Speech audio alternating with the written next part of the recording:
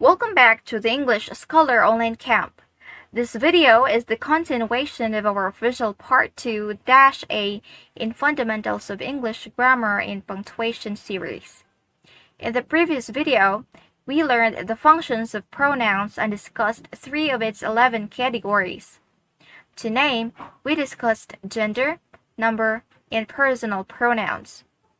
In this video, we are going to discuss 4 more categories, namely reflexive pronouns, demonstrative pronouns, intensive pronouns, and indefinite pronouns.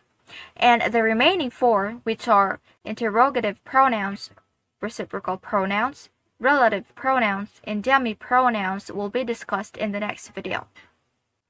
By the way, if you have not subscribed to our channel yet, please don't forget to do so, and you may also include clicking the notification bell so that you will be notified whenever we post new videos.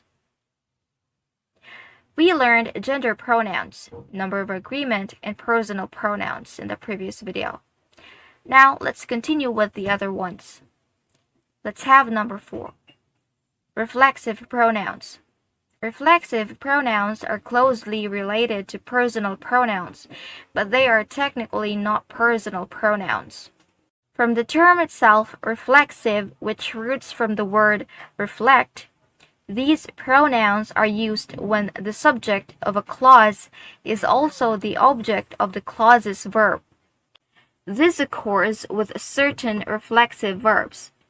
They are formed by adding self for singular or selves for plural to the end of my, your, our, him, her, it, or them, as well as the indefinite pronoun one.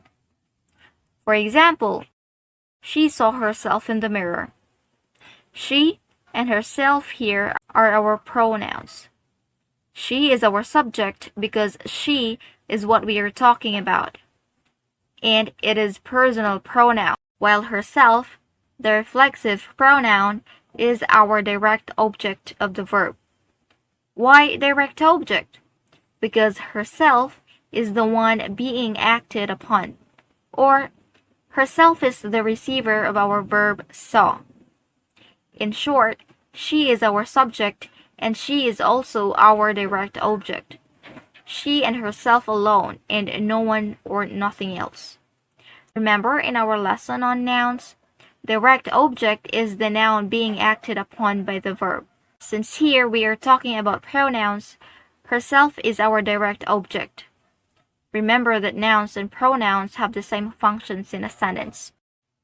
Another example, I imagined myself on a beach. We used myself because it is just me that I am talking about, and it is just me that I imagine on a beach. So we used a reflexive pronoun myself. Let's have number 5. Demonstrative pronouns. Demonstrative pronouns are used to indicate specific people or things and indicate whether they are singular or plural and near or not near to the speaker.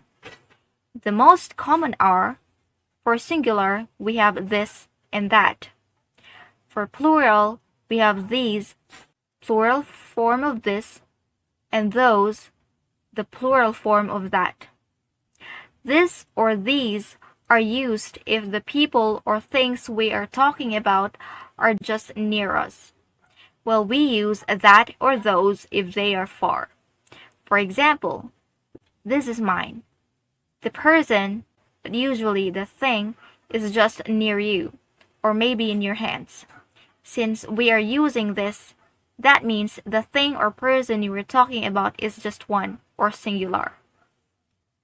Another example, those are mine, meaning the people or things that you are pointing out are far from you, or at a distance. And since we are using those, that means they are many, or plural in short. Next, intensive pronouns. Intensive pronouns have the same form as reflexive pronouns. However, intensive pronouns are used differently. While reflexive pronouns function as an object of the verb in a clause or sentence, Intensive pronouns are used to emphasize or to give intensity of the subject's role in the verb's action. Let's have an example. I checked the papers myself.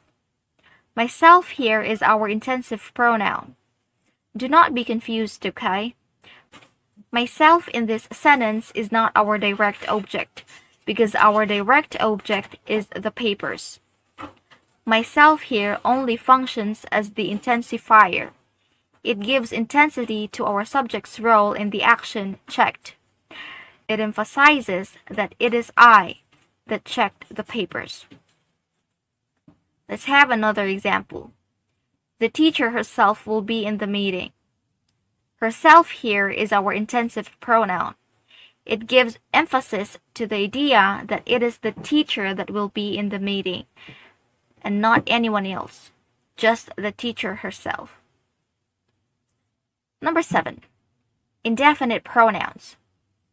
Indefinite pronouns are used in place of a noun that is not being specified in a sentence.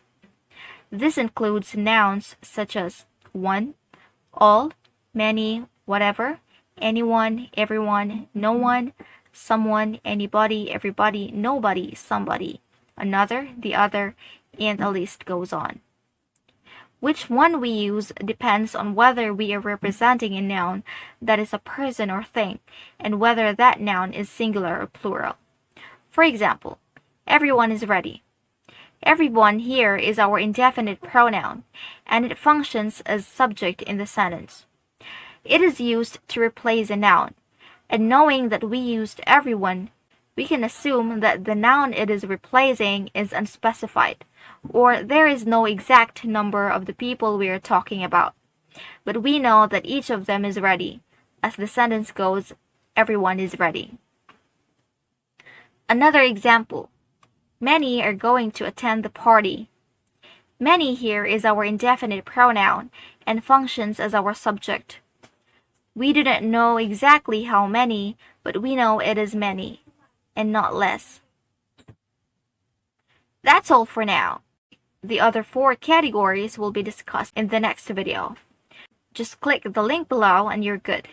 So, we hope you learned something in this video. Thank you so much for watching and see you next time.